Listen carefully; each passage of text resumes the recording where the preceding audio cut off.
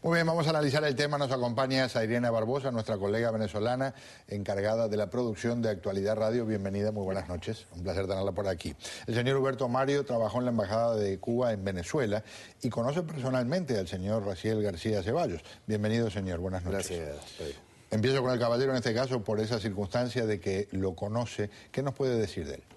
Este señor pinareño de nacimiento y pinareño desarrollado en Pinar del Río, sí, ha sido un oficial de inteligencia que se dedicó primero a trabajar en el sistema estratégico de seguimiento a la información. Eso es una dirección del Departamento 11 del Ministerio del Interior. Vamos un poco atrás. Él tiene una formación militar porque él estudia en Los Camilitos, que es la escuela militar, Camilo Cienfuegos, la escuela donde se forman los futuros oficiales de la FARC y el MININ en Cuba, hace ya 30 años. Este señor, cuando termina Los Camilitos, se gradúa de ingeniero electrónico en la CUJAE, en La Habana, un instituto que se conoce en todo el país, en América Latina, y ya después viene para la empresa de componentes electrónicos de Pinar del Río, la única empresa que hay en Cuba que se dedica a ensamblar equipos electrónicos. Comienza a trabajar ahí como ingeniero y es en la segunda mitad de los 80 que es captado para los servicios de inteligencia para trabajar el seguimiento y el monitoreo a la información. Comienza a tener entrenamientos. Hay una unidad militar en Cuba muy importante en el Ejército Occidental, que es el Cacho, en el municipio de Los Palacios, en Pinar del Río, donde han entrenado desde los vietnamitas hasta el Ejército de Liberación Nacional, Farabundo Martí, los nicaragüenses, en fin, por ahí ha pasado mucha gente de América Latina en su formación militar, teórico y práctica. Pero ahí, por indicaciones de los rusos, cuando en los años 90, en pleno periodo especial, se desmantela la base de Lourdes, Fidel no se va a quedar sin una base para poder él seguir haciendo espionaje y contraespionaje a través de la electrónica y mucho más llegando a la internet. Entonces, en esa unidad militar, el Cacho, se crea una unidad secreta de rastreo. Es por eso que de ahí viene el rastreo que él hace y todo lo que él hace para darle el triunfo electoral a Maduro. Ahí hay una base de datos. Como hay una base de datos en las instalaciones del Parque Lenin en La Habana, todas atendidos por el Departamento 11. Cuando él se forma de manera pasiva, te digo técnicamente en materia de inteligencia, porque él es uno más, él es un soldado más, y estas son las fuentes de inteligencia de Noriega, por supuesto que acertadamente está dando al mundo. Él es uno más. Estamos hablando de Roger Noriega. De Roger Noriega. Él es uno más dentro de esta formación y ya después comienza a trabajar como profesor en la UCI, que es la Universidad de Ciencias Informáticas que crea Fidel Castro a principios de este siglo, ya por el año 2001, 2002. Le da esa tarea Fidel a un general que hoy está en Venezuela, que ya lleva más de un año de manera encubierta en Venezuela, que es el general Alejandro Ronda Marrero, uno de los hombres más siniestros que ha tenido el Ministerio del Interior en Cuba. Tema para hablar otro día. Territorio, si se puede ser el más siniestro de esos personajes, hay que ser siniestro, ¿verdad? Sí, ha participado en atentados a personalidades importantes en el mundo entero y con una cadena desde los años 70 y tantos, 70 y pico, desde Zaire hasta Venezuela. Pero vamos al tema de Ernesto Raciel, porque le falta un nombre. Se llama Ernesto Raciel. Nosotros le decíamos en la escuela Carebachi, porque tiene el cutis malo. Como el otro Noriega, Manuel.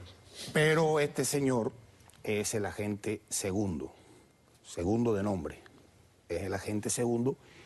En el informe de Noriega sale que estaba visitando Venezuela ahora con mucha frecuencia. Yo me imagino, ya yo no estoy en Venezuela, yo no tengo esas fuentes de inteligencia actualmente, pero sí coincidí con él en el año 2002, después de los sucesos de abril, cuando el difunto fue sacado del gobierno.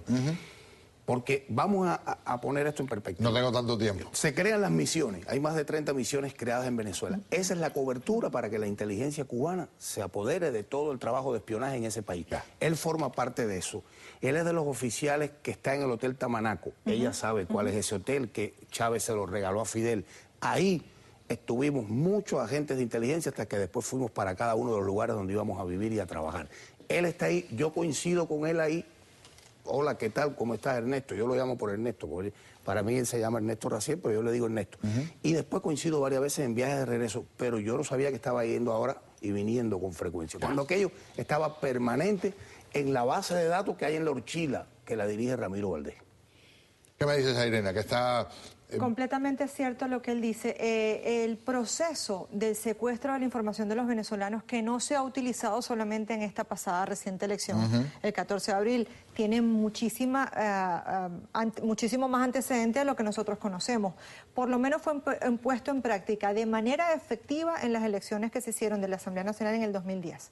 Y se comenzó a partir del 2004-2005, cuando los cubanos, luego del referéndum constitucional donde resultó reelecto el presidente Chávez, tomaron los registros y notarías de todo el país de forma oficial. Quienes coordinan, trabajan y dirigen directamente todo lo que es registros y notarías en toda Venezuela, en todas las ciudades de Venezuela, son los cubanos.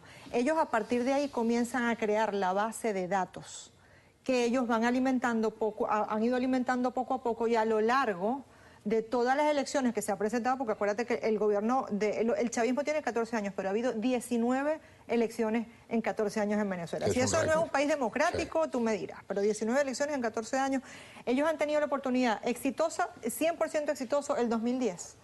100% exitoso cuando el presidente Hugo Chávez el pasado 7 de octubre y 100% exitoso este 14 de abril. 250.000 votos es lo que separa. La diferencia que reconoce el CNE con Enrique Capriles. Pero una cosa importante también, cuando se habla de fraude, esto no es un fraude simplemente de hacer trampa con lo que se votó ese día. Esto es una cosa organizada de muchísimo tiempo atrás, que no se establece. Si uno ahora se pone a recontar votos, puede encontrar que en realidad sí hubo 250.000. Lo que pasa es que la trampa está hecha desde mucho tiempo atrás. Es una trampa que implica todo el proceso en conjunto, y que en el cual ellos tienen la oportunidad incluso de manejar, como todos los países latinoamericanos, los presidentes, decisiones como 2 días antes de las elecciones presidenciales voy a aumentar 30% el sueldo. Eso es parte de la trampa. Pero efectivamente sí hubo, y la diferencia pasa de los 800.000 votos a favor de Enrique Capriles, y por eso ellos están tratando de apresurar el proceso de legitimización de Maduro a nivel internacional, aun cuando no va a funcionar de nada. El señor Huberto Mario está que se sale de la ropa por decirnos algo. No, porque es importante. Dijimos ya, yo dije en este canal, exclusiva en este canal, y ahora este informe de Noriega coincide mucho, porque además yo tuve la experiencia de participar de eso. Nosotros congelamos el voto de los que se abstuvieron, de los que no iban a votar. ¿Nosotros? ¿Quiénes somos nosotros? El equipo de seguimiento estratégico a la información y el trabajo político en Venezuela. Eso estaba a cargo del que era embajador de Cuba en Venezuela, Germán Sánchez Otero. Sí, claro. Ese voto, Pedro, se congela técnicamente para las computadoras. Yo no soy un especialista en computación, pero ¿qué hacíamos? Hacíamos un censo en todo el país con un equipo de más de 200 personas para saber que Pedro Sepsek no iba a votar, que no le interesaba votar. Entonces yo agarraba la cédula de Pedro Sepsek y congelaba esos datos entre la elección de Manuel Rosales contra Hugo Chávez y esta de octubre. ¿Qué pasaba? Que yo tenía 1.000.000 o 900.000 venezolanos, y eso iba a este fraude que este señor con su equipo, porque aparecen los datos, pero hay muchos más cubanos. Vamos a tener que hacer otro capítulo porque está demasiado sabroso. Y ahí sacábamos esto. Y eso, el que está diciendo, quien coordinaba todo esto de forma, la cabeza principal era Germán Sánchez Otero, que fue el embajador hasta no hace mucho de Cuba en Venezuela. Desde el edificio Carmelita. Sí, señor. En Caracas. En el Ministerio de Interior y Justicia. Tengo que cerrar este capítulo, pero aprendo mucho con gente que sabe más que yo del tema. Los invito para la próxima a seguir. Seguro. Esto es capítulo muy, pero muy abierto. Gracias por acompañarme. Gracias a ti. Ya volvemos al regresar a otro capítulo. Tendrá su pajarito maduro. Nosotros acá tenemos un gatito valiente, ya lo conocerán.